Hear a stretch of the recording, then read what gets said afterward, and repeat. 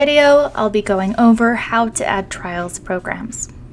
To start, hit the green plus sign. After that, select a recording type, in this case, trials.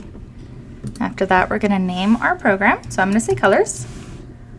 Now, some goals can be run both receptively and expressively, so I highly recommend leaving this portion blank because you can always add it to the client as one or the other because you can make minor changes, and I will show you how to do that in a little bit, probably in the next video.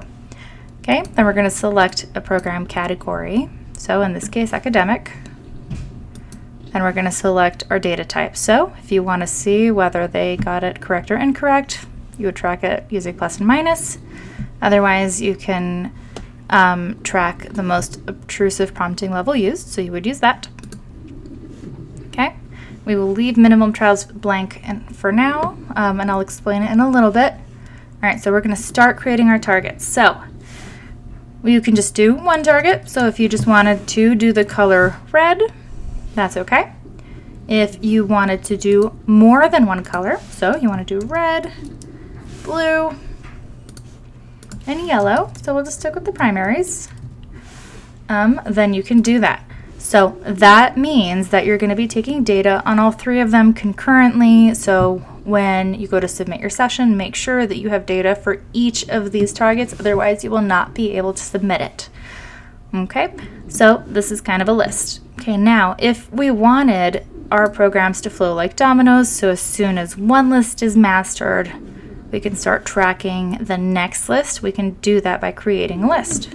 Okay, you'll notice that when you create a list, you will have to name it. Now, even if you just had one target in a list, you're still going to have to name it because we do have to tell them apart.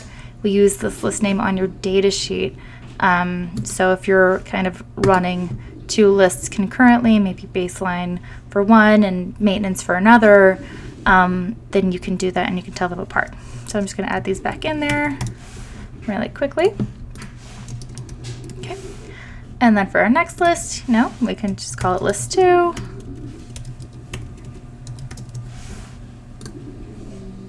And then add in our colors. I'm going to add some secondary colors like orange or orangle, apparently. Purple. And if I'm lazy and stop right there, that's okay. They don't have to have equal amounts, but I will definitely add the other secondary color, which is green, my favorite. Okay. Yep, so again, that means as soon as list 1 is mastered, based off the mastery criteria, which we're going to put below, then it's going to activate the second list. You can continue taking data for this one, whether or not you have additional phases, you can still do it, and then you can start this one. So if you don't want any phases, then standard is going to be you're going to have a treatment phase, and then you're going to have an additional data phase.